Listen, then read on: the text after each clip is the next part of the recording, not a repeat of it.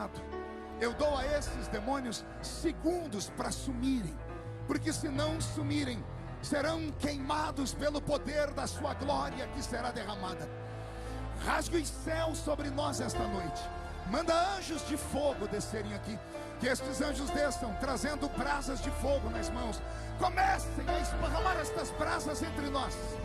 E onde houver um crente cheio do Espírito Santo, pega ele nesta noite, Jesus, e mostra o caminho da verdadeira e poderosa adoração. Fala conosco, fica conosco. É o que eu te peço agora e sempre. E toda a igreja diz: amém. Os que podem, tomem o seu assento aplaudindo a Jesus, porque Ele é bom, porque Ele é maravilhoso. Se o pessoal da técnica de som puder me dar só um pouquinho mais de ganho de voz aqui, só um pouquinho de ganho de voz aqui, eu vou dar um beijo em vocês, tá bom? Queridos, o que Jesus colocou no meu coração nessa noite é algo tão fantástico, que se você me emprestar a sua mente, o seu coração por alguns minutos, eu tenho certeza que Deus vai mudar a sua história. Antes de começar a pregar, eu quero fazer um pedido. Tem muita gente se locomovendo dentro do espaço, e eu queria fazer um pedido a você. Se você puder encontrar um lugarzinho agora e ficar sentado, você vai ajudar não só a mim, mas olha aí, todo mundo reclamando de você andando. Isso. Tá bom? Se você puder fazer isso, você vai nos ajudar muito. Eu sei que o espaço é grande, o lugar está quente, e vai ficar mais quente a partir de agora, tá? Pronto, vamos lá. A primeira vez que eu ouvi falar sobre João capítulo 14, eu estava em um culto ao ar livre, lá no interior de São Paulo. O presbítero Olaide Gomes estava lendo o texto. Presbítero assembleiano, homem simples, mas de um coração sem tamanho. A voz dele, aveludada, quando leu João 14, arrancou lágrimas dos meus olhos, e eu nem entendia o porquê. Semana seguinte, pastor Jonatas, meu primeiro evangelismo pessoal, e o meu líder da mocidade era um rapaz muito criterioso, e ele nos repartiu em grupos e nos ensinou, antes de distribuir folhetos, a ler os folhetos. Caso fôssemos indagados, a gente saberia como responder às pessoas. E eu, obediente, novo convertido, fui para um canto, peguei o folheto que estava ali da Sociedade Bíblica do Brasil, e para minha surpresa, era João 14. A primeira vez que eu li com um sorriso nos lábios. A segunda vez que eu fui ler, eu já li com os olhos semicerrados. Na terceira vez, eu descobri que eu havia decorado o texto. E aquilo para mim foi um ganho, foi uma alegria muito grande.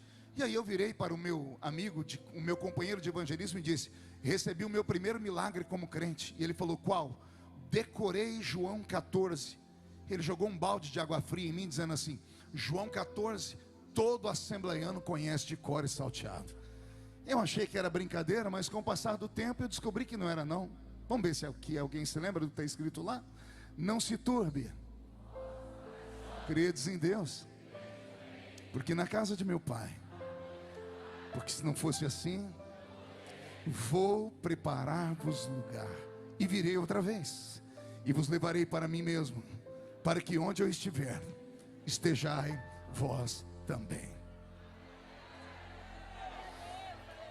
Alguns textos da Bíblia, Silas, provocam esse efeito no povo. Não são todos. A Bíblia Sagrada é um livro inteiro inspirado, mas alguns textos da Bíblia, basta ler ou lembrar dele, que ele mexe com o coração da gente. Alguns textos são tão fantásticos que já fazem parte da aura da nossa história. Por que alguns textos da Bíblia marcam mais do que outros? A Bíblia é este livro magnífico, que levou 1600 anos para ficar como nós temos aqui na mão. O primeiro escritor da Bíblia nunca teve contato com o último escritor da Bíblia. Estão separados quase 2 milênios, 1600 anos exatamente. Mas parece que os dois eram amigos íntimos. Parece que sentaram em uma mesa e falaram assim: olha, eu começo e você termina. Gênesis começa com um casamento entre Adão e Eva. Apocalipse, o último livro, termina com um casamento entre Jesus Cristo e a noiva dele, que está aqui nesta noite me ouvindo pregar. A Bíblia é esse livro fantástico. Uma vez, numa viagem, me questionaram: você acredita mesmo em um livro que tenha mais de 40 autores? É muito difícil acreditar em um livro que tenha 40 autores, porque cada autor tem a sua própria impressão. E eu disse: é muito difícil. Ele falou assim: então você não crê na Bíblia? Eu disse: na Bíblia eu creio. E aí falaram: mas você disse que não acredita num livro que tem mais de 40 autores? Eu falei: a Bíblia não tem mais de 40 autores. A Bíblia tem mais de 40 escritores. Autor é um só. E ele está aqui entre nós nessa noite. A Bíblia foi escrita por poetas, por profetas, por reis, por sacerdotes. A Bíblia Sagrada foi escrita por políticos. A Bíblia Sagrada é esse livro fantástico. Por isso que eu disse que tem coisas na Bíblia que basta a gente ler para o coração da gente ficar aquecido. E eu tenho uma explicação para isso. O texto que eu li é um deles. Eu me lembro que na década de 90, a Sociedade Bíblica do Brasil lançou aqui no nosso país a Bíblia Viva. Era muito linda, porque a gente abria a Bíblia e onde Jesus falava estava tudo em vermelho. Era viva porque a palavra era viva, porque era o próprio Cristo, o próprio Deus falando. João 14 mexe com a gente por causa disso. Não saiu da boca de Pedro, não saiu da boca de Paulo, não foi o arcanjo Miguel, nem o anjo Gabriel. Quem falou em João 14 foi o Verbo encarnado, foi o Filho do Deus vivo, todo-poderoso, que está entre nós aqui nesta noite, inclusive. Então, alguns textos movimentam o coração da gente. Como esse texto marcou a minha juventude, a minha infância, eu passei a estudá-lo com mais apreço e descobri algumas coisas interessantes que eu quero repartir com os irmãos aqui nessa noite. Por exemplo, eu descobri que João 14 está fora do esquadro de datas, do histórico, das histórias que passaram com o meu Cristo. A Bíblia Sagrada não é um livro que foi escrito para ser comercializado. Ninguém pensava que um dia juntariam todos esses livros em um livro e ele seria pulverizado e vendido ao mundo todo. Eram contos, eram tradições escritas e as pessoas tinham acesso com muita dificuldade. Então, os escritores, ou esses homens que passaram a pegar nanquim, pena, papiro ou pele de animais para colocarem todos os seus pensamentos e as suas memórias, eles não se preocuparam em colocar a Bíblia em ordem de escrita. Por exemplo, se eu perguntasse aqui para esta igreja linda qual foi o primeiro livro da Bíblia a ser escrito, possivelmente a maioria iria errar. Muitos iriam dizer que foi o Gênesis, e não foi. O primeiro livro da Bíblia a ser escrito foi o livro de Jó. Ora, se é o primeiro livro da Bíblia a ser escrito é Jó, porque ele não está no início? Exatamente por isso, porque a Bíblia não foi escrita em ordem cronológica. Alguns livros da Bíblia carregam essa mesma marca. O Evangelho de João é um deles. João 14 deveria estar escrito ali perto de João capítulo 20, entre o capítulo 20 e o capítulo 21. Por que, você perguntaria? E eu lhe responderia assim: porque o capítulo 14 do Evangelho de João é um capítulo que termina um ciclo, é um capítulo de encerramento, é um capítulo de despedida, é um capítulo onde o Senhor Jesus termina um momento para dar início a um outro momento. João 14, eu costumo dizer que é o capítulo da formatura. Formatura do que, pastor? Vamos à história. Quando Jesus passou aqui por esse mundo, ele recebeu uma nomenclatura dada pelos próprios judeus. Chamavam ele de rabi, de rabino ou de raboni. Essas três palavras têm um significado: mestre. E a palavra mestre é professor. Interessante é que todos aqueles que paravam para ouvir aquele professor receberam um outro nome: discípulos. A palavra discípulo significa aluno. Olha que interessante, todas as vezes que você vê um rabino lá de Israel, na frente de uma sinagoga, ou ensinando em qualquer lugar, ele não está fazendo mais nada do que um professor está fazendo. E aquele que para ouvi-lo, aquele que o segue, é seu aluno, seu discípulo. Então, quando o Senhor Jesus passou por aqui, ele criou uma escola, que nós chamamos em teologia de escola apostólica. Tudo começou naquelas bodas de Caná da Galileia. Até ali, ele era um ilustre desconhecido para o povo. Mas ele foi para aquela festa a convite de sua mãe, que era amiga da mãe do noivo.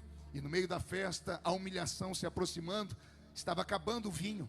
Os judeus até os dias de hoje, eles juntam tudo que tem para que no casamento seja muito bem feito. Festa de quase 7 dias sem parar. Então aquela festa iria terminar pelo meio porque estava acabando o vinho. A sorte é que haviam convidado a família de Jesus, e a mãe de Jesus, por ser amiga da mãe do noivo, ouviu da mãe do noivo a reclamação, e a mãe de Jesus contou para ele. E então Jesus disse: eu vou resolver o problema. E então mandou a mãe de Jesus que dessem ouvido àquilo que Jesus queria, o que ele desse como ordem era para ser executado. E Jesus mandou trazer 6 talhas de água. E aí ele fez aquele poderoso milagre que todo mundo conhece, transformando a água em vinho. Depois que ele transformou a água em vinho nas bodas de Caná da Galileia, ele se apresentou ao público em geral, e ali dá início o seu poderoso ministério. Quando Jesus começa a fazer sinais, prodígios e maravilhas, ele começa a atrair a atenção dos judeus. Deixa eu te dar uma informação que talvez você nunca ouviu falar. Quando Jesus pisou nesse mundo, Israel estava em declínio profundo. Já faziam 400 anos que Deus não falava com ninguém naquela terra, nem profetas se levantaram. Aquela nuvem chamada de Shekinah, a nuvem da glória de Deus, havia desaparecido da história. Não havia se levantado nenhuma aparição angelical, nenhuma teofania. Aquele poderoso anjo da Bíblia chamado anjo do Senhor havia desaparecido da história. Não houve sinais, nem prodígios, nem maravilhas por 400 anos. Não bastasse isso, Israel estava oprimido debaixo do punho, debaixo da mão pesada do Império Romano, o império mais cruel de toda a história, um império de facínoras, homens que criaram os piores métodos de tortura da história, como por exemplo a cruz onde Jesus foi crucificado, a cruz de Santo André em forma de X, ou mesmo a cruz de São Pedro de cabeça para baixo, ou o azorrague, aquele chicote usado para flagelar os judeus, com a qual o apóstolo Paulo disse: assim como meu Senhor, eu também tomei uma quarentena de açoites menos uma. Um chicote que tinha de 7 a 12 tiras de couro, e na ponta de cada um deles uma limalha de ferro ou um osso de carneiro quebrado, para promover não apenas um açoite, mas suplício nas pessoas que por ele eram torturados. Roma era implacável. Nos tempos em que Jesus por aqui passou, 95% dos judeus não tinham acesso à leitura, não sabiam ler, não sabiam escrever, porque assim fazem os impérios tirânicos. Eles dominam o povo, tiram deles a habilidade de aprender a ler e escrever, e os dominam de cima para baixo. Não era apenas isso, 75% do ganho de todo judeu era pago em forma de tributo aos romanos. Imagine você, de cada 100 reais, 75 reais voltava para o governo. O que sobrava mal dava para eles se alimentarem. É nesse contexto que aparece Jesus Cristo. E por que é? Agora você vai entender por que as pessoas deixaram tudo para segui-lo. Somente no Sermão da Montanha, mais de 5.000 homens, fora mulheres e crianças, deixaram seus afazeres e passaram num intensivão, num mergulho com Jesus de manhã até o final da noite, para ouvir e beber dele as suas palavras de sabedoria. Por misericórdia, naquele dia o povo estava tão esfomeado da palavra, que Jesus também se preocupou com o corpo deles e acabou multiplicando pães e peixes, dando a eles ali alimento. As pessoas deixavam o pouco que tinham, suas chácaras, seus sítios, suas cidades, seus casebres, suas vilas, seus campos, seus valados, para seguir aquele Nazareno, porque quando ele falava, alguma coisa extraordinária acontecia. Você tem isso na Bíblia. Nos evangelhos tem alguém que relata assim: que homem é esse, que quando fala, o coração da gente sacode dentro do peito. Você já deve ter lido a história dos 2 discípulos do caminho de Emaús, que depois de convidarem o caminhante para aquele jantar, deram a ele a oportunidade de dar graças pelo pão. E qualquer judeu levantaria o pão e diria: graças te damos, ó grande Yahvé.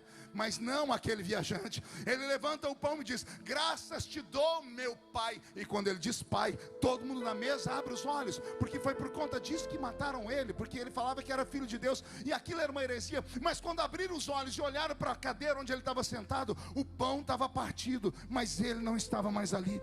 Ele desapareceu do nada. Aí um discípulo olhou para o outro emocionado e disse: porventura não ardia o seu coração enquanto ele falava conosco? Ele tinha um poder tão habilidoso que quando ele falava, os corações eram sacudidos dentro do peito. E Jesus, por sua infinita bondade, montou então o seu colégio apostólico. Pelo que eu entendo, dos 12 anos até os 30 anos, Jesus nos é negado pela Bíblia a história por onde ele passou. Nós acreditamos que ele tenha se dedicado, estudado, corrido o mundo e aprendido muito. E talvez uma das coisas que ele tenha aprendido e vocacionado para si foi dar os ensinamentos como davam os gregos. Quem inventou essa história de dar aula ao ar livre foram os gregos, com Sócrates, Aristóteles e Platão. Eles tiraram dos ricos a oportunidade de só eles aprenderem e levaram para os pobres, por meio das vilas. Jesus parece que pegou um pouquinho dessa cultura e falou: eu não quero pregar só em sinagogas para os líderes, eu quero pregar para o povo, quero pregar para a massa. E ele então montou os seus cultos, as suas cruzadas. Teve dias que tinha tanta gente que tiveram que colocar ele dentro de um barco, ele se afastar e ele ver para onde estava vindo o vento, e ele falava e o vento levava a voz dele. Você nunca se questionou como é que ele, sem microfone, falava para 5.000 homens, fora mulheres e crianças? E detalhe, todo mundo ouvia. O Senhor conhecia muito mais do que a gente possa imaginar. As pessoas estavam amando seguir aquele Nazareno. Enquanto ele só ensinava, as pessoas estavam felizes. Mas de repente, ele parou só de falar, ele começou agora a praticar o que ele falava. E um dia ele resolveu falar para eles o que era que João Batista havia falado no início.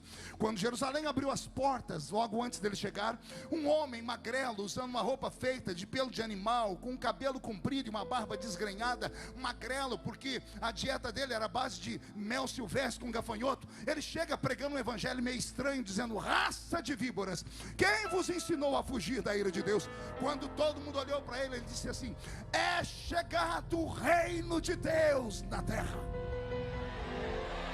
Quando ele disse é chegado o reino de Deus na terra, aí vem o professor, vem o rabi, o rabino, o raboni, ensinando o que é o reino de Deus. E agora Jesus um dia resolve fazer o seguinte: hoje eu não quero só ensinar, eu quero praticar o que eu ensino. Vou mostrar para vocês o que é o reino de Deus. O reino de Deus, onde chega, manda o diabo embora, trazia os endemoniados, ele os expulsava. Onde o reino de Deus chega, a doença vai embora, trazia os doentes, ele mandava os doentes voltarem para suas casas curados. Um dia ele levou essa turma toda na frente de uma tumba num cemitério e tirou lá de dentro um morto que estava há 4 dias sepultado, e mostrou que ele tinha poder sobre a vida, poder sobre a morte, poder sobre as doenças, poder sobre tudo. Um dia ele pisou em cima das águas e ainda conversou com o vento e com a água. Eu já ouvi falar que o mar tem braço, eu já ouvi falar que até o vento assovia, mas que tinha ouvidos não. E não é que Jesus conversou com o vento e com a água, ele disse: acalma-te vento, aquieta-te mar. E o vento ficou de um canto, o mar ficou do outro canto, e as pessoas diziam: que homem é esse, que até o vento, até a água o obedece? Era ele trazendo o reino de Deus para a terra. E as pessoas começaram a se empolgar. Veja só, não eram apenas ensinamentos através da palavra, eram ensinamentos que eles viam. Eles aprenderam a ver como é que se expulsava demônios. Em Lucas capítulo 10, ele montou uma comitiva de 70 desses alunos, 70 discípulos. Ele havia ensinado eles a curar e a expulsar demônios, e disse: agora vocês vão praticar o que eu ensinei. E eles saíram de 2 em 2, expulsando demônios e curando os enfermos. Só teve uma dupla de evangelista que voltou frustrado, foi de João e o irmãozinho dele. Chegaram perto de Jesus, Jesus disse: como foi o evangelismo? Lá disse: não deu certo, a gente pode orar para cair fogo e destruir aquele bairro todo. Jesus disse: não, calma, não é assim. Mas ele havia ensinado eles, ele dava a palavra e ensinava na prática. Aí o Senhor começou então a fazer sinais, prodígios e maravilhas, porque o intensivão da escola começou a aumentar. É como nós, quando entramos numa escola e passamos o primeiro ano aprendendo apenas o beabá, depois vamos subindo até a matemática, química, física, até chegarmos na faculdade, universidade. O Senhor começou dando a eles o beabá. A escola de Jesus começou ensinando eles aqui por baixo, e na medida que eles foram aprendendo, eles foram crescendo, até que o Senhor começou a fazer sinais.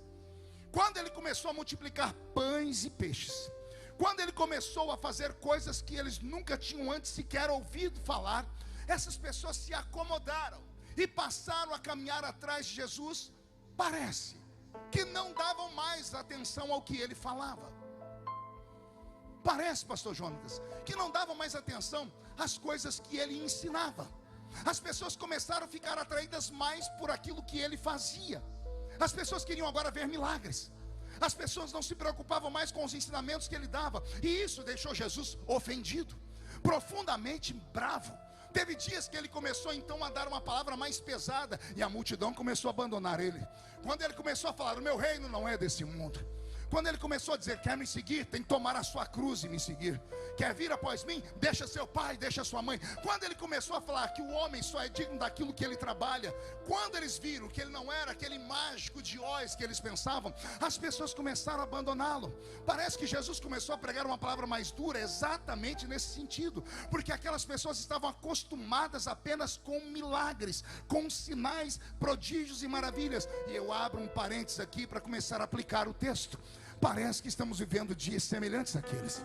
A maioria das grandes igrejas hoje, até as pequenas, parece que se não tiver uma boa proposta, se não tiver um bom produto para ser vendido, já não consegue mais atrair as pessoas para estarem presentes no ambiente. Não sei se você tem percebido, todo culto temos um nome estranho para ele, uma forma de atrair as pessoas. Se fosse só isso, Jesus entenderia e eu também aplaudiria. Mas o pior é que quando as pessoas entram no templo, a única coisa que ouvem é exatamente isso: palavras que ajudam, palavras que motivam, palavras de esperança, onde Jesus cura, Ele vai te dar, Ele vai fazer. Parece que transformamos o nosso Deus num grande gênio da lâmpada, que você encontra a lâmpada, esfrega a lâmpada, Ele aparece e realiza todos os nossos desejos. Embora Deus tenha poder para tudo e um pouco mais, a intenção dele, muito maior do que fazer sinais, prodígios e maravilhas, é outra. Eu acredito que o Senhor não nos reuniu aqui por causa daquilo que Ele tem para dar. Eu acredito que Ele nos reuniu aqui para ver se a gente é capaz de agradecer aquilo que Ele já nos deu. Ah, você ainda não entendeu? Eu vou voltar aqui. Eu quis dizer que aquele que serve a Cristo apenas por aquilo que ele está por receber é um grande miserável. Olha só, se a partir de agora Jesus não fizer mais nada na sua vida e você viver mais 1500 anos nesse mundo antes da morte te levar, e Ele não fizer mais nada na sua vida, daqui 1500 anos a sua conta ainda vai estar no vermelho no céu. Ou seja, não tem como nós pagarmos o que Ele já fez por nós. Então só de estarmos aqui já deveríamos colocar um sorriso nos lábios, levantarmos a nossa mão para o céu e dar um grito de glória a Deus. Pastor, mas eu não tenho tudo que eu quero. Seu crente abençoado e infeliz, você não tem tudo que você quer, mas Deus tem te dado tudo que você precisa. Pastor, mas me dá um motivo para eu ficar feliz. Te dou. Se a trombeta do arrebatamento tocar daqui 5 minutos e do meio desta multidão aqui só 2 crentes subir, um sou eu, quem é o outro? Deixa eu ver. Ah, você vai para o céu também? Como é que você quer ir para o céu se você está me olhando com essa cara feia, parecendo que foi batizado num pote de vinagre? Se você está na convenção mais linda e mais poderosa da história do Amazonas e você não consegue abrir a sua boca nem para dar um grito de glória a Deus? Você não pode estar aqui só por causa daquilo que Ele tem para te dar. Estamos aqui por causa daquilo que Ele já nos deu. O seu nome está escrito no livro da vida. O Senhor te deu autoridade. Só quem recebeu não dá um grito agora não. Dá um berro de glória a Deus aqui dentro, por favor.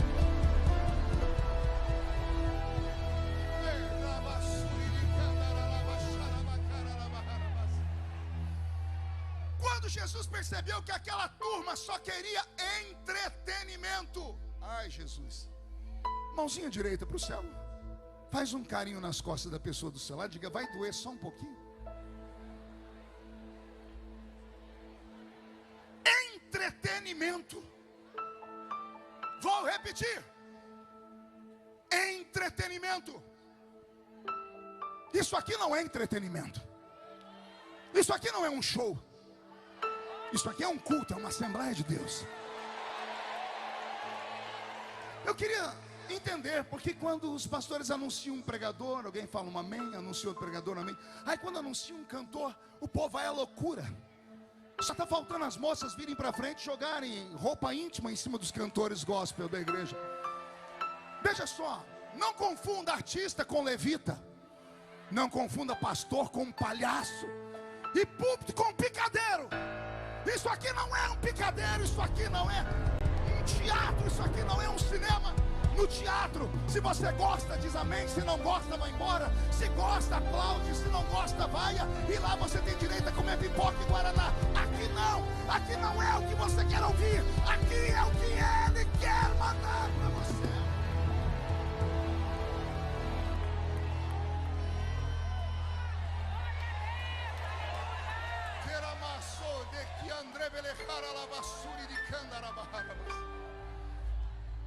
Entretenimento. Quando Jesus percebeu que aquela turma estava indo atrás dele por causa de entretenimento, ele puxou o freio de mão. Ele deu uma mensagem tão dura, um dia tão dura, que se desfez a multidão inteira.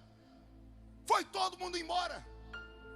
Veio andando perto dele uma meia dúzia de gato pingado, na verdade 2 dúzias.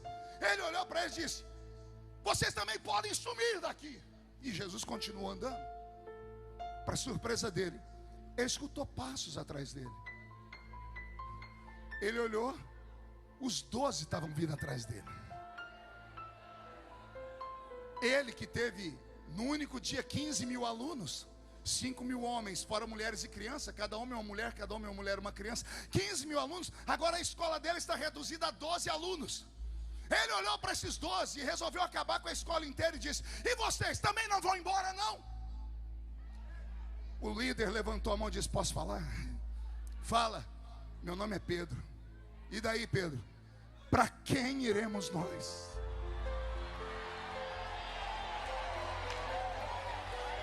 Vamos ouvir Pedro falar: para quem iremos nós se só tu tens?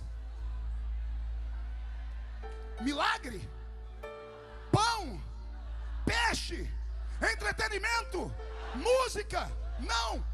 Para quem iremos nós se só tu tens? Palavra de vida eterna.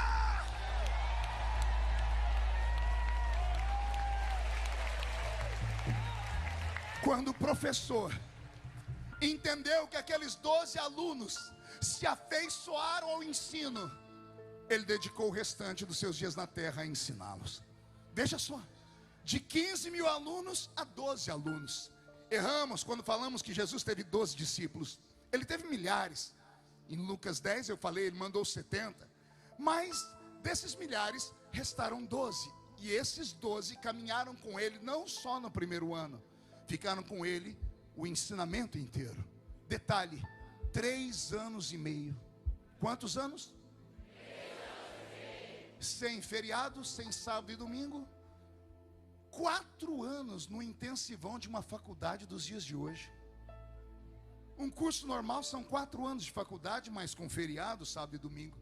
Aqueles discípulos ficaram 3 anos e 6 meses ao lado dele, dormindo ao lado dele, acordando ao lado dele, comendo ao lado dele, aprendendo com ele. Então eles tiveram um intensivão, foi uma escola. João 14, como eu disse, é o capítulo da despedida, é a separação, é um ponto de inflexão. Eles acordam ao lado dele. Eu imagino depois tomarem o café perguntando: mestre, rabi, professor, qual é a aula de hoje? E o mestre dizendo: hoje não tem aula. Por quê? É feriado? Não. Mas senhor, não é sábado? Não, não é domingo. Por que hoje não tem aula? Porque a última aula foi ontem. Hoje vocês estão se formando. Como é que é, mestre? Hoje é o dia da formatura. Como assim? Vocês passaram no teste. Tudo que eu tinha já apliquei em vocês. Lembra do que foi que João falou quando ele chegou aqui? É chegado o reino de Deus na terra. Sabe o que eu falo para vocês agora? Diz, mestre: eis que o reino de Deus está dentro de vocês. Vou falar de novo. João anunciou: o reino de Deus está chegando na terra. Agora Jesus está indo embora e está dizendo: eu vou, mas o reino fica dentro de cada um de vocês. O reino está dentro de vocês. Vocês têm o mesmo poder, a mesma autoridade, a mesma unção. Vocês aprenderam as minhas palavras, aprenderam a fazer milagre comigo, aprenderam a multiplicar pão e peixe comigo, aprenderam a expulsar demônios. E vou dizer mais, hein? Porão a mão sobre os enfermos e os curarão. Se beberdes alguma coisa mortífera, não lhes fará mal algum. Tudo que vocês falarem em meu nome vai acontecer. Vocês passaram no teste. Senhor, e o que o Senhor vai fazer daqui em diante? Vai montar outra escola? Não, eu estou fechando a minha escola. Como assim, mestre? Eu fecho a minha escola e vocês 12 vão abrir as suas. Agora vocês não são mais discípulos, vocês são apóstolos. Agora vocês não são mais alunos, agora vocês também são mestres. Vocês serão professores e vocês terão que multiplicar tudo que eu plantei dentro de vocês. E eu estou indo embora. E quando Jesus disse que vai embora, no dia da formatura, que era para ser o dia mais feliz daquela turma, vem sobre eles uma tristeza profunda. Pastor, como é que o senhor sabe? Não se turbe o vosso coração, não se entristeça, não percam a esperança nem a fé. Credes em Deus, credes também em mim, porque na casa de meu pai tem muitas moradas. E se não fosse assim eu já teria dito para vocês. Mas olha, eu estou indo preparar lugar, e quando eu for e preparar lugar, eu voltarei, e vou pegar todos vocês e levar para perto de mim, para que onde eu estiver, estejai vós também. Foi a maneira que Jesus encontrou de tentar arrancar a tristeza de dentro do coração deles. E mesmo tendo dito tudo isso, não houve alegria. Os discípulos continuaram tristes. Eu imagino Jesus tentando entender o porquê da tristeza. Eu imagino Jesus lendo a mente deles, procurando dentro do coração deles, por que é que não houve alegria? Gente, é a formatura, é o último dia da escola. Quem aqui já se formou? Primeiro grau, segundo grau, faculdade? Só 10%, o resto não sabe ler nem escrever? Vou perguntar de novo. Quem aqui já se formou? Primeiro grau, segundo grau, faculdade? Quem lembra o dia da formatura? Pense num dia de alegria, misturado com um toque de emoção. Alegria porque você viu aquele professor xarope. Eu tinha uma professora que eu sonho com ela até hoje. Pense numa mulher que era possessa por demônios. Não pode ser, ela tinha pacto com Satanás, pastor Napoleão, não tem outra história. Ela era uma tormenta na minha vida. Olha, eu tenho 52 anos, às vezes eu acordo suando frio, dizendo, meu Deus, não entreguei o trabalho da professora. Você ri porque não é você, bocó. Então, mas no dia da minha formatura, eu falei, estou livre desse encosto. Em compensação, a gente vai sentir saudade dos amigos, etc e tal, mas em suma, é um dia de felicidade. É um dia que você vai deixar uma parte da sua vida e vai começar uma outra história. Por que é que os discípulos estão tristes se eles se formaram? Se no meio de milhares, Jesus escolheu 12, e esses 12 estavam ali agora, prontos para dar continuidade no ministério que ele havia iniciado nessa terra. Por que é que ainda o coração deles está turbado, está triste, está em demérito? Por que é que eles estão entristecidos a esse ponto? Eu penso que Jesus deve ter imaginado por um momento, será que é por causa dos milagres? Eles se acostumaram com milagres? Então Jesus tenta animá-los. Olha, como professor de vocês, o sonho de todo professor é ver o aluno se tornar melhor do que o professor. Vocês serão melhores do que eu. Pastor, isso aí é heresia, Jesus é Deus. Pois é, mas foi ele que falou, não fui eu. Jesus falou para eles assim, olha, sabe os sinais que eu fiz? Todos eles, tudo que eu fiz não se compara ao que vocês irão fazer. Vou tentar desenhar para ver se todo mundo entende. Ele tirou um defunto de 4 dias de dentro da tumba. Eles viram o defunto sair, saltando de dentro da tumba. Não tinha carne podre, não tinha mau cheiro, estava vivo. Ele disse, eu tirei um defunto, vocês farão obras maiores do que essa. Ele levantou paralítico, ele está dizendo, vocês farão obras maiores do que essa. Não conte para ninguém não. Ele perdoou pecados. Dá para acreditar que essa criatura do seu lado é capaz de perdoar pecados? Você consegue acreditar nisso? Ou você acha que é só o pastor que pode perdoar pecados? Deus livre e guarde, mas se você sair daqui do Canaã e lá fora, no meio da cidade, ou numa encruzilhada, ou numa rua, você encontrar um acidentado, e a pessoa está à beira da morte, pode ter sido o pior assassino, o pior leproso, pode ter sido o pior estuprador da cidade. Se você reconhecer a pessoa e parar, e falar com ela de Jesus, e ela se arrepender, e você fizer uma oração, a pessoa que estava indo para o inferno, automaticamente é resgatada pelos anjos, e ela vai para o céu. Por quê? Porque esse comedor de arroz, feijão e açaí aí do seu lado, ele tem poder para perdoar pecados. Alguém acredita nisso? Então dá mais um grito de glória a Deus daquele tamanho. Eu penso que Jesus está olhando para eles. Por que vocês não estão tristes aí? Por que vocês estão tristes? Se eu estou dizendo que vocês farão obras maiores do que a que eu fiz, se eu estou dizendo que um dia eu vou voltar, por que é que vocês estão com o coração turbado? Aí Jesus entendeu. E para entender o que Jesus entendeu, você tem que fazer um exercício comigo, ou de olhos abertos ou de olhos fechados. Você se imaginar como um dos 12. Consegue fazer isso? Consegue imaginar uma clareira no meio da mata, ali no Monte das Oliveiras ou em qualquer outro monte? Todo mundo deitado no chão, deitado em peles de animais, Você olha à sua direita, está ele deitado. Ele quem, pastor? Yeshua, o Mashiach de Israel. Você acorda de manhã, lá está ele, dando para você bom dia. Sabe, eu tento imaginar Jesus, não como Jesus clássico que eu aprendi nos livros, nos filmes de antigamente. Eu gosto de imaginar Jesus como Jesus dessa série The Chosen. Não sei se vocês já assistiram. Quem já assistiu The Chosen? Eu gosto de imaginar um Jesus daquele jeito. Um Jesus para frente, amigo, alegre. Um Jesus que sorri. Um Jesus que olha para as pessoas e diz: olha, eu vim viver a vida de vocês, então tem que experimentar tudo o que vocês experimentaram. Imagina ele acordado e falar para você: e aí, eu perdi o sono, vamos bater um papo agora à noite.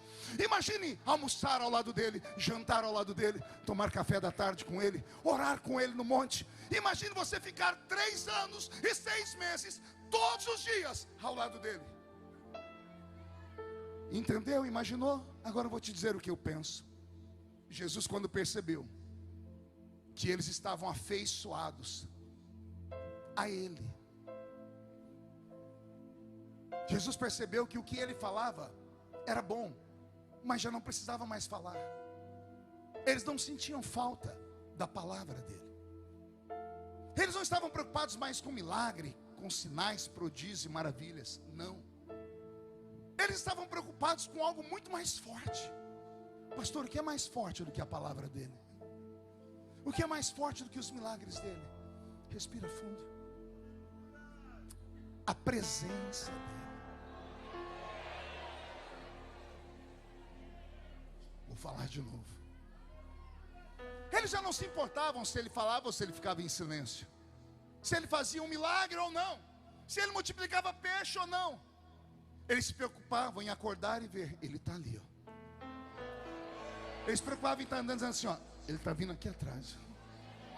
Eles se preocupavam em falar com as pessoas: cadê Jesus? Ele está ali, ó. Eles não queriam mais perder ele de vista. Não queriam perder mais a presença dele. Estavam tão afeiçoados a estar perto dele, que só se preocupavam com uma coisa: ele está aqui ou ele não está aqui. E aí eu apelo, Roberto, mude a música. Eu sou assembleiano de berço. Pelo menos me converti com 13 anos. Era muito inocente. Uma época em que 13 anos de idade era de uma criança mesmo, não hoje, que os meninos sabem tudo. Lá no meio do mato, cortador de cana de açúcar. Apanhava laranja, algodão, café, engraxava sapato. Fui para uma igrejinha.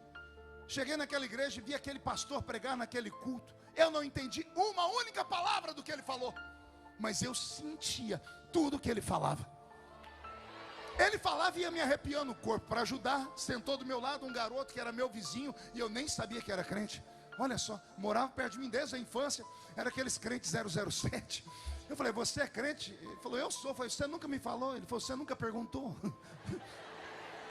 Aí só que na medida que o culto ia crescendo, ele ia ficando valente aqui do meu lado. Ele começava a bater o pé no chão. Daqui a pouco ele dava um murro para cima e fazia Ihu!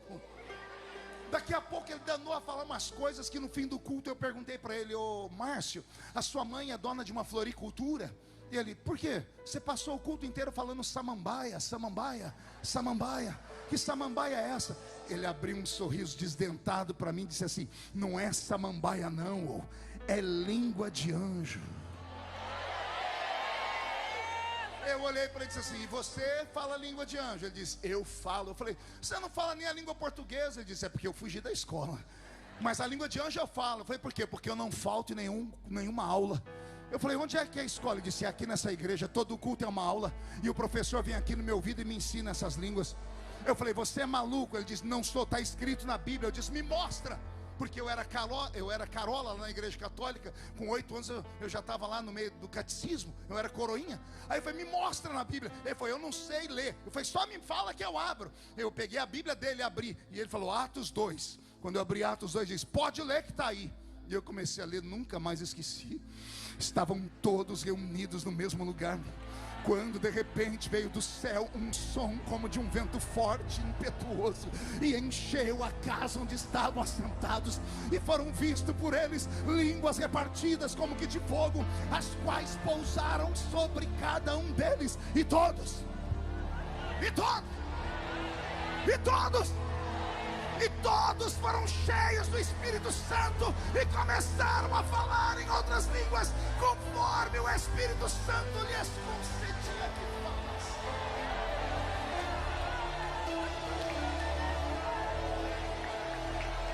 Daquele dia em diante, eu nunca mais consegui faltar aos cultos. E quando eu faltava, eu chorava na minha casa. Havia uma presença. Nossos cultos regados a apenas 2 instrumentos, um pandeiro e uma sanfona. E a velha letra dos hinos da harpa cristã. E quando o velho presbítero cantava, foi na cruz, onde um dia eu vi os meus pecados castigados em Jesus. Algo tocava o nosso coração. As pessoas iam chorando no culto, e Jesus começava a batizar com o Espírito Santo com o hino da harpa. Ou Jesus batizava com o Espírito Santo quando as irmãs do tipo de oração cantavam Divino Companheiro. Era algo tão puro, era algo tão singelo, e era algo tão simples para nós, mas tão profundo, que hoje eu, no alto dos meus 52 para 53 anos de idade, sinto muita falta. Esse ano lá nos Gideões, completei 27 anos ministrando lá, eu disse que eu estou me cansando de pregar para zumbis. Muitos membros de igreja já não parecem mais membros de igreja, parecem figurantes daquela série chamada The Walking Dead. Mortos que caminham. Pessoas que vêm para a igreja porque não tem um lugar melhor para ir. Pessoas que fazem as coisas na igreja no automático. Seja obreiro, seja não obreiro, seja crente, seja presbítero, diácono, evangelista, não interessa. Nada nesta vida pode virar rotina. Vou falar de novo, nada nesta vida deve virar rotina. Casamento que vira rotina termina em divórcio. Funcionário que faz o seu trabalho virar uma rotina já vai ser dispensado, porque ele não tem mais paixão por aquilo. Se a sua fé em Cristo virar uma rotina, você está morto. Aliás, tem um defunto aí do seu lado agora, basta você olhar para ele. Como é que o senhor sabe, pastor? Eu estou olhando aqui de cima. A criatura está me olhando com o olho seco, parecendo olho de sapo que morreu no dia de enchente. Ela está num culto da Assembleia de Deus, num culto de explosão, de festa, mas ela não abre a boca nem para respirar. Passa o culto inteiro olhando o pregador com essa boca travada, essa boca de aço, essa língua de ferro e esse queixo de concreto. E aí pior não é isso, pior são as desculpas. Não, pastor, eu amadureci. Não, senhora, não, senhor. Não tem a ver com maturidade. Não, pastor, é porque agora eu sou estudado, agora eu falo até how are you. Por isso que você vem para o culto, cruza as pernas, fica mascando essa desgraça desse chiclete, põe a mão no queixo, fica olhando para o céu e fica filosofando. To be or not to be, that's the question. Oh, criatura, aqui não é lugar de filosofia. Aqui não é lugar onde você entra para receber um aconchego no coração. Isso aí tem lugar específico para isso. Aliás, se você quer ouvir uma palavra que te faça derramar meia dúzia de lágrimas de crocodilo, algo que mexe com o seu coração, não venha para o culto da Assembleia de Deus, não. Fique em casa, digita lá Pablo Marçal. Digita lá Tiago Brunet. Ou coloca uma pregação daquele garoto que um dia eu passei por aqui, eu vi um monte de cartaz dele aí, que ele fica sentado num banquinho com a perninha cruzadinha assim, com um olhinho assim, 2 óculos assim, olhando para você, dizendo assim: lindo, fofinha, cheiroso. Se quer autoajuda, vai para lá. Aqui não tem autoajuda, aqui tem ajuda do alto. É ajuda na palavra, a palavra real, a palavra verdadeira.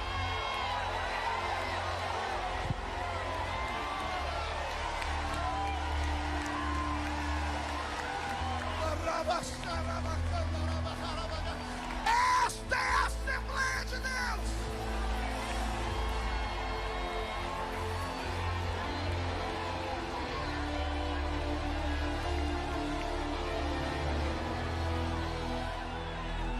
Está faltando uma coisa. O problema não é a cor da parede. O problema não são os instrumentos.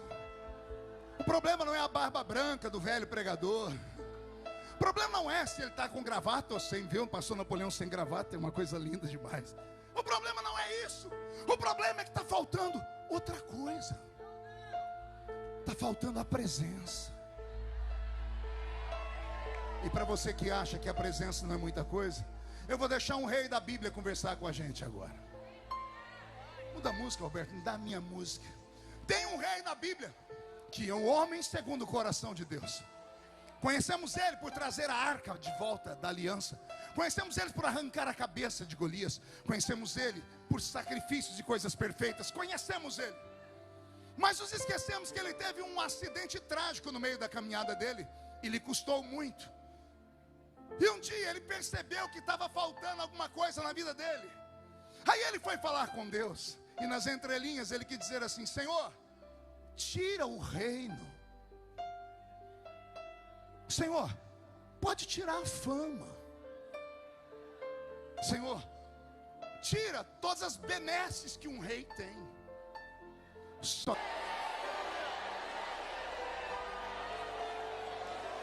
Só não retires de mim a presença do teu Espírito. Você pode não acreditar, mas o Espírito Santo está aqui.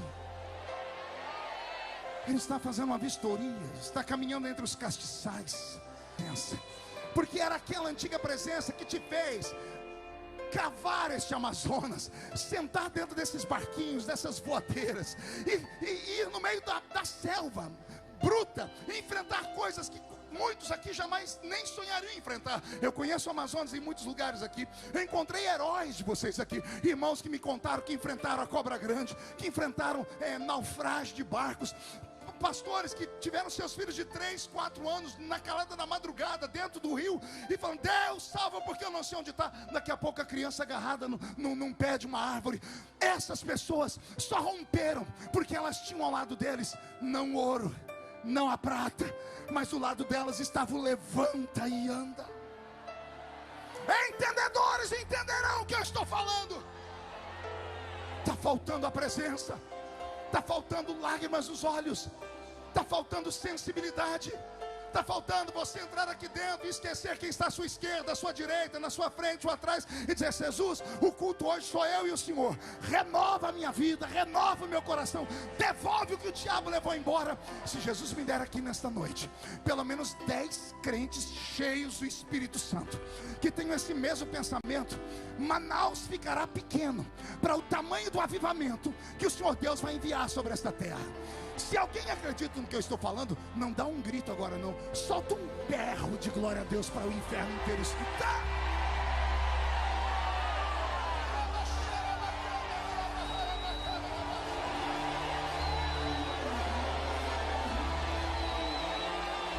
As pessoas me perguntam: Pastor Marco, como é que o senhor aguenta o tranco? O irmão que me buscou hoje lá no hotel, o pai do Arthur, não sei se ele está por aí, está ali. Ele falou: pastor, eu escuto o senhor desde criança. Me deu uma raiva, olha o tamanho do homem. Ele falou: o senhor nos inspirou a pregar, o senhor nos ajudou a ser o que somos hoje. Aí sempre me pergunto: como é que o senhor aguenta?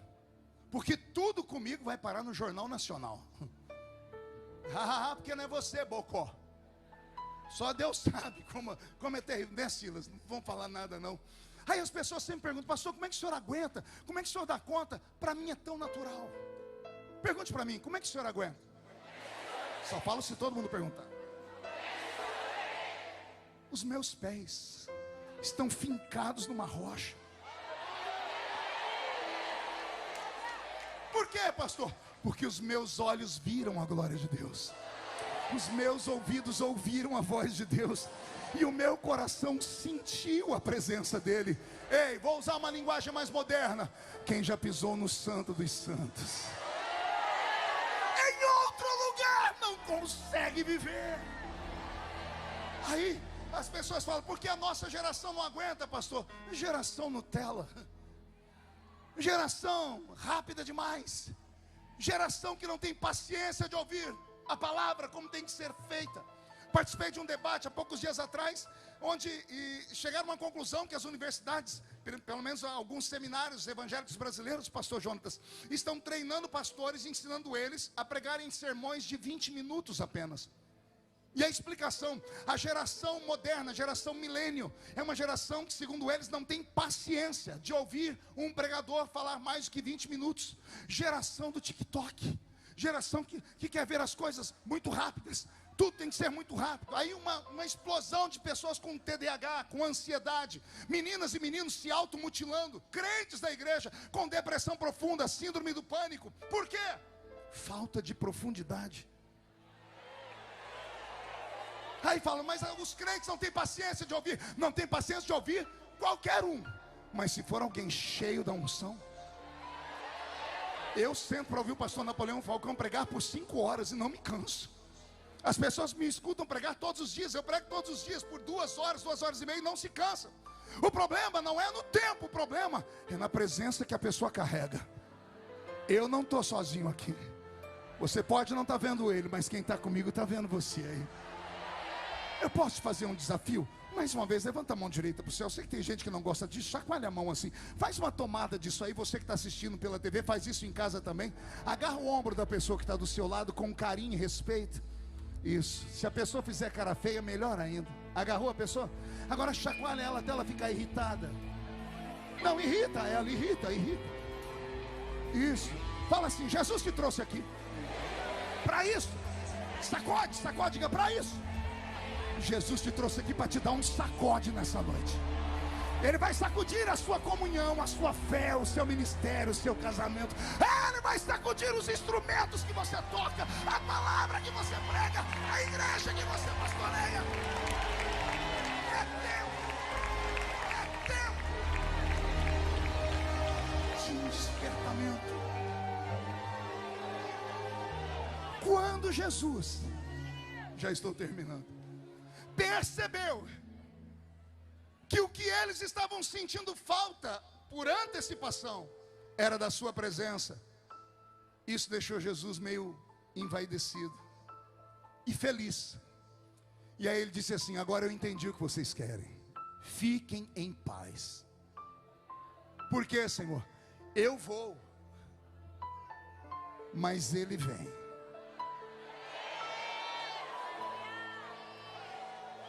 Como assim, Senhor? Eu vou e vos enviarei um outro Consolador. A língua grega foi usada para escrever o Novo Testamento. A palavra outro Consolador, ou a expressão outro Consolador no grego é: vou enviar para vocês um gêmeo meu. Entendeu? Gêmeo. Vou mandar para vocês alguém igualzinho a mim. Ele não é menor do que eu e não é maior do que eu. Ele não é maior do que o meu pai, nem menor do que o meu pai. Nós somos um. Eu vou e Ele vem. E aí, Jesus? E aí, quando Ele vier, vocês vão ter um outro exercício. Qual? Conquistar Ele, como vocês me conquistaram. Como assim, Senhor? Quem é que vai vir? O Espírito da verdade. Em algumas Bíblias, o Espírito de verdade, a preposição de. É a maneira de dizer, outros espíritos enganadores vão aparecer, mas nenhum é como ele. Outros espíritos vão aparecer com outros nomes, alguns nomes pomposos, outros nomes chinfrins. Uns se chamarão Zé Pilintra, Exu Caveira, Tranca-Rua, Preto Velho. Outros se chamarão Baal, Astarote, Azera, Marduk. Não importa o nome, são espíritos de mentira. Esses espíritos só descem sobre cavalos. Porque cavalo você pode montar, botar arreio e guiar. Cavalo você pode dar esporada e sentar nele. O espírito que eu vou enviar não descerá sobre cavalos. Ele descerá sobre ovelhas do pasto do sumo pastor. Lá nos centros de feitiçaria, os espíritos que descerão vão tapar a mente do homem, vão dominar a mente do homem, porque quando os homens terem consciência, vão dizer: onde estou? Quem sou eu? O espírito que eu vou enviar, ele é um cavalheiro, ele é um gentleman, ele é educado, ele não vai chegar forçando a barra, ele vai chegar e vai dizer: eu estou aqui. E o que é que a gente tem que fazer? Tem que falar para ele: vem para cá. Vocês vão ter que conquistar ele. Pastor, onde você leu isso? Um espírito da verdade que o mundo não pôde ver porque não conhece, mas vós o conheceis. Preste atenção. Porque Ele estará convosco.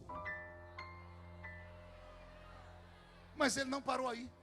Ele estará em vós. Ele estará convosco. E Ele estará em vós. Eu estou vendo esse moço de blusa azul aqui sentado no chão. Você pode vir aqui rapidão? Rapidão? Rapidão. Fica aqui do meu lado. Uma coisa é estar com a gente, outra coisa é estar dentro da gente. Pegue na minha mão. Ele estará convosco. Esse é o início de uma amizade. Eu vou e eu envio Ele, e Ele vai estar com vocês. Você vai para a escola,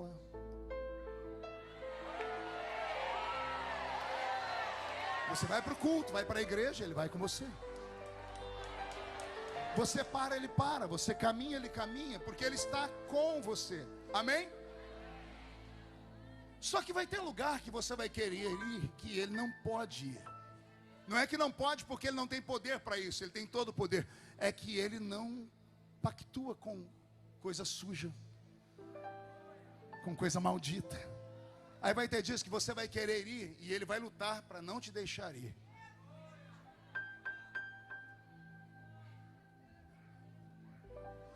Você vai tentar insistir, porque é Ele quem convence o homem do pecado, da justiça e do juízo. Mas Ele não é um ditador e não é um tirano. Se você insistir, Ele vai fazer isso, ó.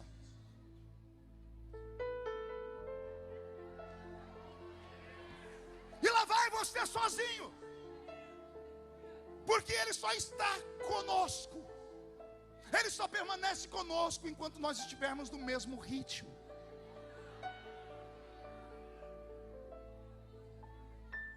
Eu sinto que a nossa geração é uma geração que tem Ele assim. Ele está conosco. Mas de repente você se encontra em casa olhando para o TikTok, vendo pornografia. Ele não pode colocar os olhos na pornografia. Nessa hora Ele se vai. Aí você se arrepende e chora, e Ele volta. Mas esse relacionamento inconstante não é frutífero, porque Jesus disse: Ele estará convosco.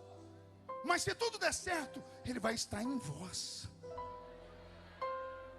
Uma coisa é Ele estar assim, outra coisa é Ele estar assim, ó.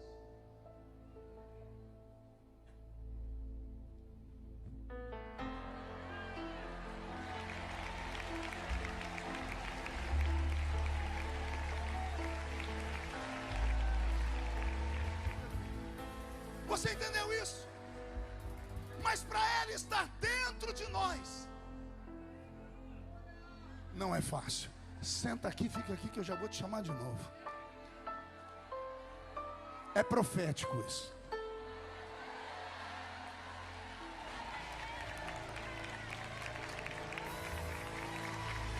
Esta é a Assembleia de Deus.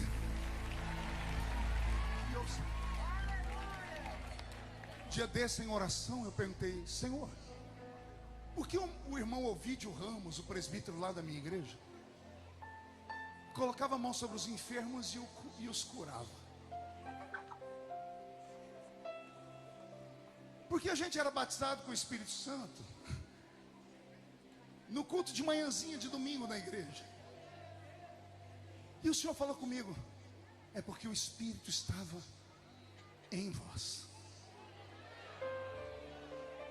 E hoje, o Senhor diz: Ele tem dificuldade de estar dentro de vocês. Ele fica caminhando do lado, porque Ele é educado, é um cavalheiro. Mas o desejo dele era que você e Ele fossem uma pessoa só. Porque essa é a proposta de Jesus. Assim como eu e o Pai somos um, vocês também podem ser um com Ele. O apóstolo Paulo disse: vós sois o templo do Espírito Santo. Nós somos uma igreja pentecostal. Nós somos uma igreja mística por natureza. Nós acreditamos no sobrenatural. E o sobrenatural só vem quando o Espírito Santo se manifesta. Eu lembro que quando eu preguei o primeiro culto na igreja, consegui levar minha mãe não era crente. Quando ela chegava em casa, eu falei, mãe, a senhora gostou de me ver pregar? Ela disse assim, nossa, você fica valente quando você está lá naquele negócio, você dá uns gritos, né? Eu falei, a senhora gostou? Eu falei, ela falou, gostei.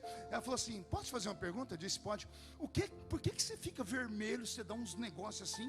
O que é? Eu era novo convertido, pastor, eu não sabia explicar. Eu falei, mãe, é que tem uma hora do culto lá que tem um negócio que me pega, né? Aí minha mãe pensou e disse assim, já sei o que é. Eu falei, o que é, mãe? Um encosto. Eu falei, não, mãe, não é encosto. Ela falou assim, é sim, porque aqui na casa da dona Tereza, benzedeira, quando vem um encosto lá, a menina fica igual você. Não, mãe, não é encosto não. Então me explica o que é. Eu falei, mãe, eu vou para a igreja e descubro. Uma semana perguntando todo mundo, eu voltei e falei, mãe, senta aqui, vou falar para a senhora. Não é, eu já pedi perdão a Deus, viu, mãe? Por quê? Não é uma coisa, não é algo dentro de mim, é alguém dentro de mim. Como assim, meu filho? Mãe, tem alguém dentro de mim. Ele tem nome, chama-se Espírito Santo. Ele que traz a realidade do mundo espiritual. O apóstolo Paulo explica à igreja de Corinto, quando vocês entram num culto como esse, nada acontece. Mas quando vocês entram num culto, e uns têm salmos e outros têm testemunhos, aí vocês saem da terra e entram nas regiões celestiais. O nosso culto começou aqui no Canaã, mas nós não estamos mais no Canaã. Nós já atravessamos o átrio, o lugar santo. Estamos a um passo de entrar no Santo dos Santos. Mas isso só acontece quando o céu e a terra se misturam. Ei, assembleiano, escute, você não é normal. Eu estou pregando nessa noite para homens e mulheres que são caminhantes de dois mundos. Parte de nós pisa nessa terra, a outra parte de nós pisa nas regiões celestiais. Parte de nós fala muito mal a língua portuguesa, a outra parte de nós fala no idioma angelical. Parte de nós só enxerga um palmo à frente do nosso nariz, parte de nós enxerga o sobrenatural. Parte de nós fala pelos homens, parte de nós fala pelo céu. Eu estou pregando para homens e mulheres que, se entenderem o que são, vão sair por aquela porta tão cheios do Espírito de Deus, que quando acordarem amanhã de manhã, as pessoas que costumeiramente cruzam o seu caminho vão olhar para você estranho e vão falar: o que você viu? Você está esquisito? Você viu um passarinho verde? Você vai dizer: não, ontem na convenção veio uma pombinha de fogo, desceu sobre o Canaã e transmutou a minha vida em uma outra vida. Alguém acredita nessas loucuras pentecostais? Então dá mais um grito de glória a Deus, por favor, só mais um.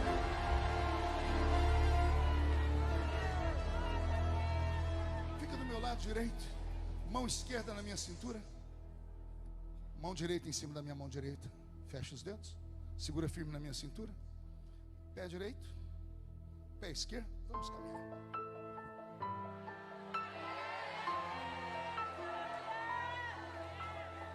Sincronia. Segura firme na cintura. Olhe para mim. Por favor, olhe as suas mãos. Olhe as suas mãos. O que você vê aí? Dedos, anéis, esmalte, calos. Você acha que essa mão aí tem capacidade de curar alguém? Mas está escrito: porão a mão sobre os enfermos e os... Refaço a pergunta: você acha que essa sua mão aí é capaz de curar alguém? A minha teoria é que a sua mão sozinha não cura, mas quando traz um doente perto de você, quando você vai estender a sua mão, tem uma outra mão junto.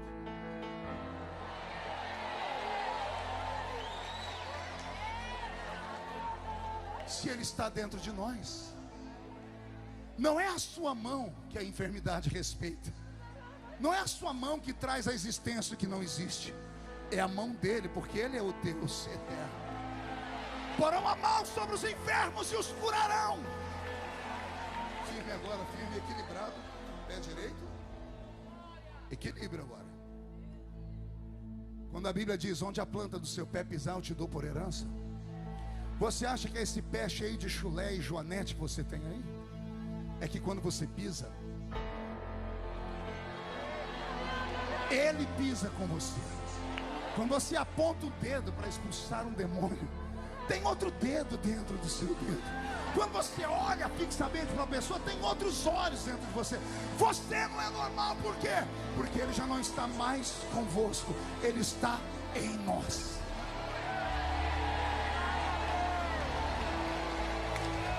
Alguém entendeu isso aqui? Você não vai voltar sozinho para sua casa. Vai haver uma revolução na sua casa. Quando você tem que entrar no parque e andar 17 dias para chegar lá naquele lugar, com você vai uma unção tão poderosa que demônios vão se manifestar. Não vai sobrar no estado do Amazonas Zé Pilintra, Zé Pilantra, Chucaveira, Tranca-Rua, Preto Velho. Vai haver um tempo de avivamento.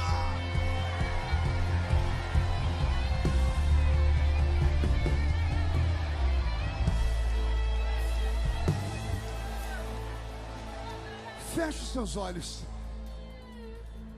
E eu encerro aqui. Mas não sem antes fazer um pedido. Feche os olhos.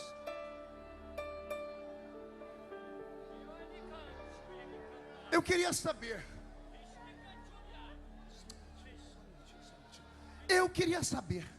Feche os olhos. Se tem alguém entre nós que há muito tempo não sente essa presença, queria saber onde estão aqueles homens e mulheres que já falaram em línguas e perderam, que já profetizaram e perderam, que já sonharam com um campo missionário e perderam. Queria orar com homens e mulheres que tenham coragem de falar: pastor, eu já fui melhor. Com pastores que tenham coragem de dizer: eu tinha mais ânimo no início do ministério. Se você tiver coragem de vir aqui perto de mim, eles vão abrir os corredores aqui. Se você tiver coragem, pastor, pastora, evangelista, presbítero, diácono, diaconisa, missionário, e se puder ficar em pé, cabe mais gente. Isso. Mas vem com o coração aberto. Pode vir chorando mesmo.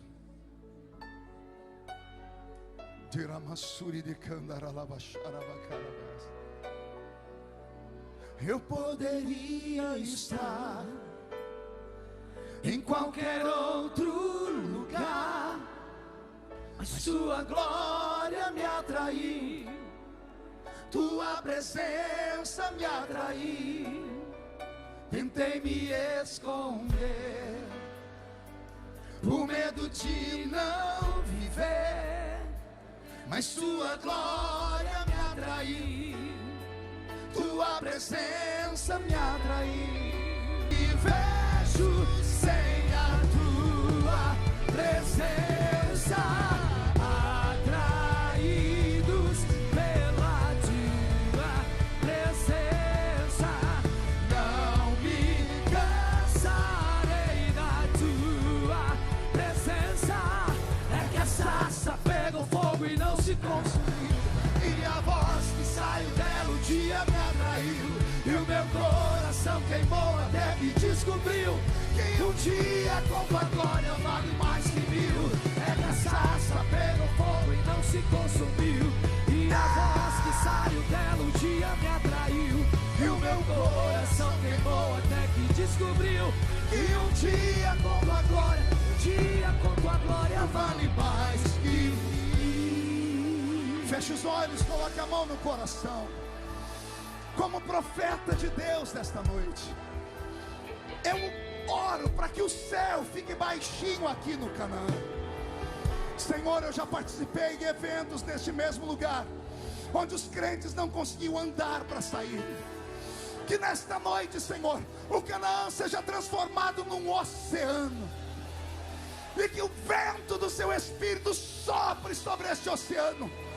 Onde houver alguém batizado com o Espírito Santo, renova.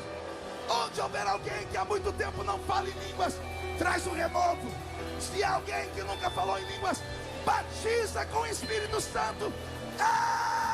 Espírito, Espírito.